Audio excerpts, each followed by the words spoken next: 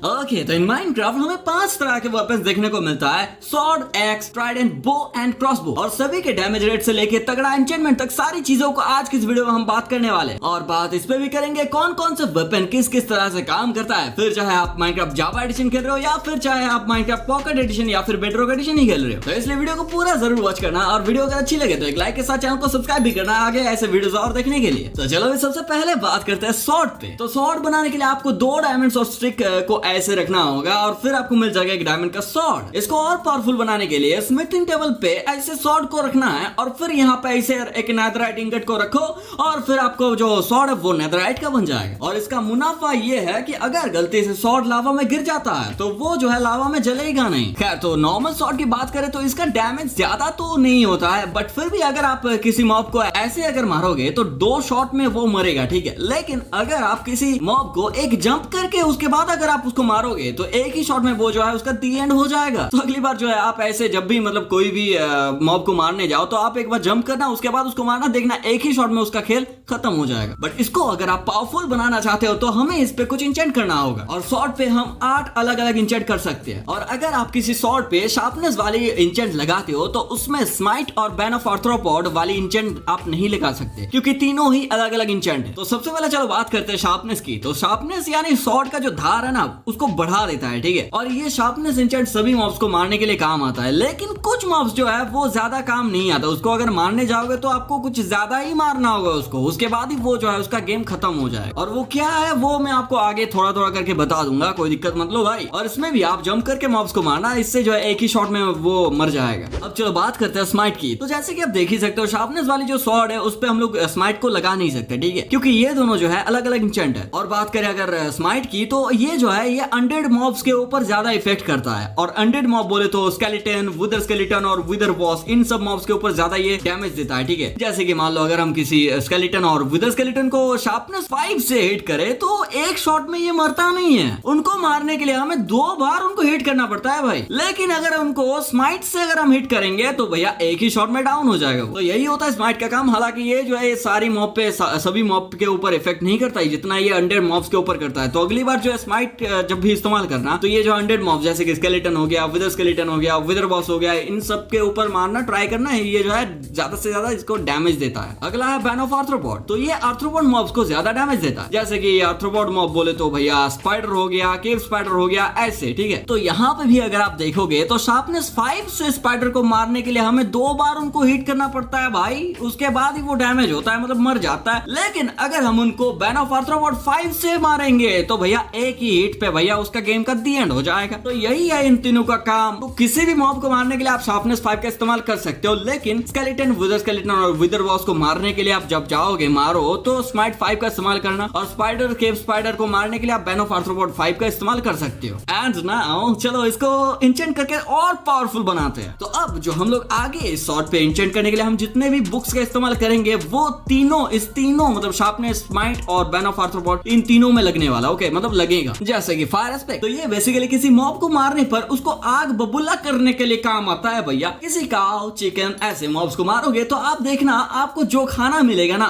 वो पके हुए होंगे भाई साहब, आपको पकाना भी नहीं पड़ेगा। और फायर एस्पेक्ट से जो आग मॉब्स को लगेगा उससे उसका हेल्थ जाते जाते वो टपक जाएगा, कब आपको ये भी पता नहीं चलेगा। अगला है नॉकबैक। इसका मतलब है जब आप किसी मॉब को मारोगे तो वो उछल के थोड़ा दूर चला जाएगा। और ये आप किसी क्रीपर पे ज्यादातर यूज कर सकते हो। जब भी वो आपके सामने आके फूटने की कोशिश करे ना तो दे मारना उसके मत्थे पे एक चपेट, देखना भैया उस छिटक के भैया चला जाएगा थोड़ी दूर में। और वो उसके बाद खुद भी समझ में नहीं आएगा हम यहाँ पे आए किस लिए थे।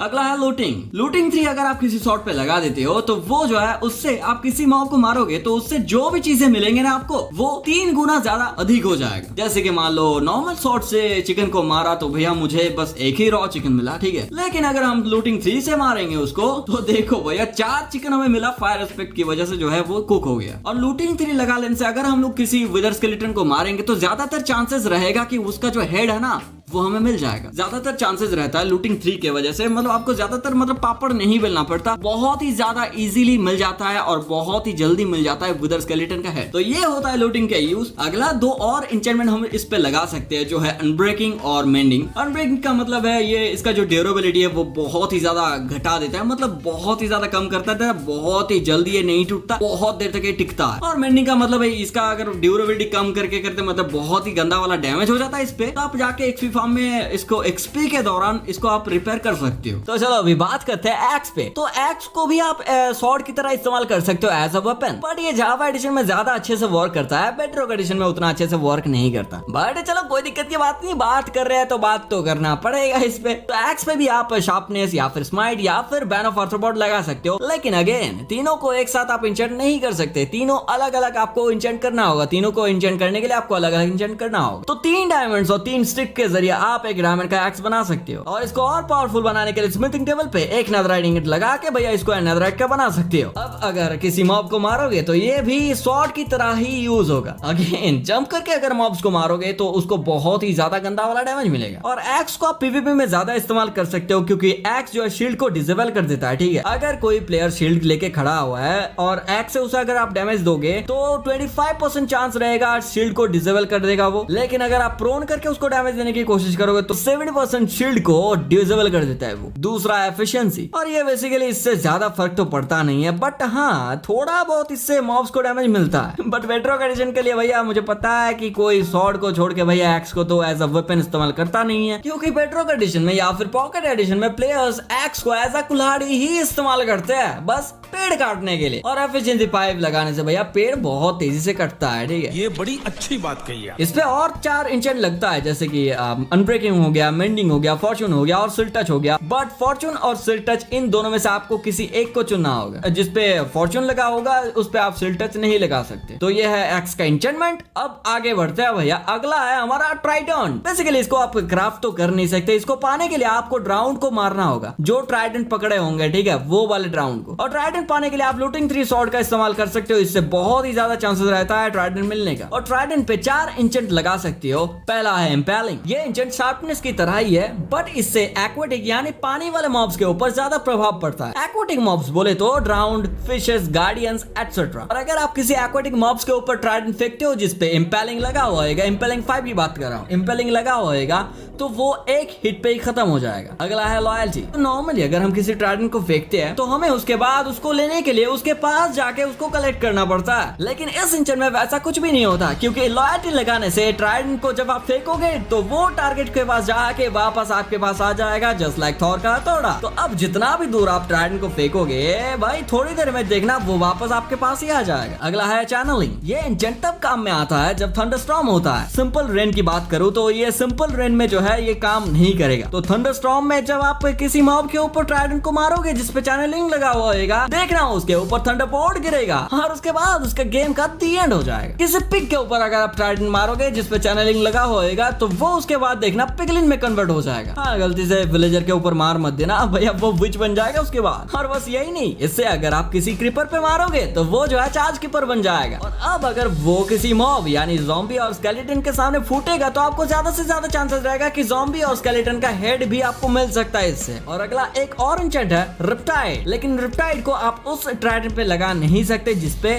लॉयल्टी लगा होगा। और रिप्टाइड की मदद से पानी के अंदर आप तेजी से ट्रैवल कर सकते हो, और सफर करने के दौरान अगर कोई भी मॉब अगर आपके सामने आ जाता है तो वो मॉब को ऐसे चीर के बाहर आर पार हो जाएगा भैया, आपको समझ नहीं आएगा आपने ऐसा कर कैसे दिया। और बस यही नहीं, इसके मदद से आप उड़ उड़ के भी ट्रैवल कर सकते हो जब आपके वर्ल्ड में बारिश गिर रहा होगा, सिर्फ तभी आप इसके मदद से उड़ते हुए ट्रैवल कर पाओगे। तो ये हो गया हमारे इसी के साथ ट्राइडेंट का एन्चेंटमेंट। अब करते हैं बात बो पे। तो एक बो बनाने के लिए आपको चाहिए 3 स्ट्रिंग्स और 3 स्टिक्स, और ये बेसिकली मॉब्स को दूर से डाउन करने के काम आता है, ठीक है। बट नॉर्मल बो से अगर आप किसी मॉब को मारोगे, जैसे कि मान लो स्केलेटन हो गया, तो 3 बार तीर मारने के बाद वो जो है मरता है भाई, तो उतना इफेक्ट करता नहीं है। तो चलो अभी इसको पावरफुल बनाते हैं। तो पावरफुल बनाने का पहला एन्चेंटमेंट है पावर का एन्चेंटमेंट। पावर का एन्चेंट लगाने से बो का जो पावर है ना वो बढ़ा देगा। मींस पावर 5 वो से निकली हुई तीर किसी मॉब को बहुत ही ज्यादा गंदा डैमेज देता है। बस इसके 1-2 शॉट उसका खेल खत्म करने के लिए काफी होता है। अगला है फ्लेम। तो ये एन्चेंट बेसिकली फायर एस्पेक्ट की तरह यूज होता है, ठीक है। जब आप किसी मॉब को इससे मारोगे तो वो जल जाएगा। अगला है पंच। ये एन्चेंटमेंट नॉकबैक की तरह वर्क करता है। कोई मॉब अगर आपके ज्यादा नजदीक आ जाए तो उसको अगर आप पंच से मारोगे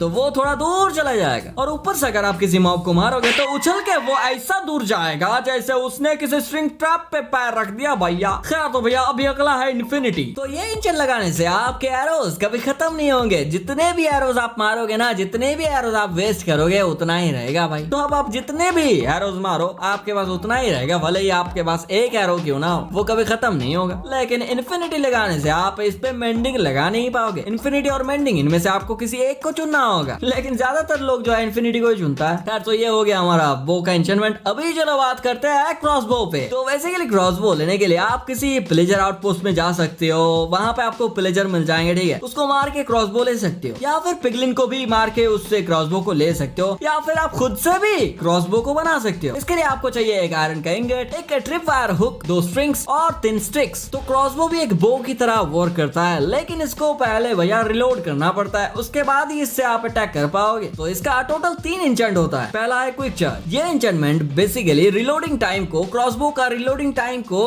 कम कर देता है। मतलब नॉर्मल क्रॉसबो अगर रिलोड करने में आपको ज्यादा से ज्यादा थोड़ा टाइम लगता है, 1 मिनट लगता है, क्विक चार्ज 3 लगाने से वो जो है घट के हो सकता है 30 सेकंड। मतलब इतना कम है, जस्ट एग्जांपल के लिए मैं बता रहा हूँ, ठीक है। इतना टाइम नहीं लगता, 1 मिनट नहीं लगता, बहुत ज्यादा कम लगता है, बट उससे भी कम लगेगा जब आप क्विक चार्ज को ऐड कर दोगे, और इसके इस्तेमाल से आप तेजी से अटैक कर पाओगे। अगला है मल्टी शॉट। इसको लगाने से क्रॉसबो से एक शॉट में 3 तीर एक साथ निकलता है। मतलब कि इससे एक ही बार में 3 मॉब्स को आप डाउन कर पाओगे, मतलब डैमेज कर पाओगे। अगला है पियर्सिंग, बट इसको आप उसमें नहीं लगा सकते जिसमें मल्टी शॉट लगा होगा। मल्टी शॉट और पियर्सिंग दोनों में से आपको किसी एक को चुनना होगा। जहाँ पे मल्टी शॉट की मदद से दर्जनों मॉब्स को मार सकते हो, वहाँ पे पियर्सिंग की मदद से एक लाइन पे बहुत सारे मॉब्स है, तो वहाँ पे एक मॉब को एक तीर मारोगे तो वो तीर एक एक करके सभी का सीना चीरते हुए वो जाएगा और सभी को एक एक करके डैमेज देता रहेगा। हाँ, हालांकि वो एक लाइन पे बहुत सारे मॉब्स होना चाहिए, लेकिन इसके साथ मल्टी शॉट का भी एक प्रॉब्लम है, क्योंकि इससे जो तीर निकलेगा ना वो मॉब को हिट करने के बाद वो तीर आपको नहीं मिलेगा। मल्टी शॉट की बात कर रहा हूँ, पर पियर्सिंग पे ऐसा नहीं होता, क्योंकि पियर्सिंग से निकला हुआ तीर मॉब्स को मारने के बाद भी वो एरो आपको वापस मिल जाता है, और इसको आप ज़ॉम्बी विलेजर को क्योर करने के काम में यूज कर सकते हो। बस एक वीकनेस का एरो बना लो और उसके बाद देखना आपको जिंदगी में फिर कभी भी वीकनेस का पोर्शन को बनाना नहीं पड़ेगा। और सिर्फ यही नहीं, माइनक्राफ्ट में 30 के भी ऊपर इफेक्ट वाले एरोज होते हैं, उन सभी को आप पियर्सिंग की मदद से भैया यूज कर सकते हो और वो एरो आपको वापस मिल भी जाएगा। और क्रॉसबो को और पावरफुल बनाने के लिए आप फायरवर्क रॉकेट्स का इस्तेमाल कर सकते हो। बस फायरवर्क को लेफ्ट हैंड में पकड़ लो और फिर क्रॉसबो को रिलोड करके जब आप फायर करोगे तो उसमें जो मॉब को डैमेज होगा ना वो कतई जहर तरीके से डैमेज खाएगा भाई। और उसमें मैंने एक ऑलरेडी वीडियो बना रखा है, चाहो तो आप उसको भी वॉच कर सकते हो। तो गाइस ये थे सारे वेपन्स के एन्चेंटमेंट्स। तो कमेंट करके मुझे जरूर बोलना कि आपको माइनक्राफ्ट में आपका फेवरेट वेपन कौन सा है। और हाँ, क्रॉसबो को अगर आप और एन्चेंटमेंट करके तगड़ा बनाना चाहते हो, ठीक है, तो आप लेफ्ट वाले वीडियो को क्लिक करके देख सकते हो। और वीडियो अगर अच्छी लगे तो एक लाइक जरूर करना, और चैनल को अभी तक आपने सब्सक्राइब नहीं किया तो सब्सक्राइब जरूर करना, क्योंकि मैं ऐसे माइनक्राफ्ट के वीडियोस डालता रहता हूँ। तो चलो आज के लिए बस इतना ही, मैं मिलता हूं आपसे नेक्स्ट वीडियो में, तब तक के लिए बाय, जय हिंद, वंदे मातरम, बाय।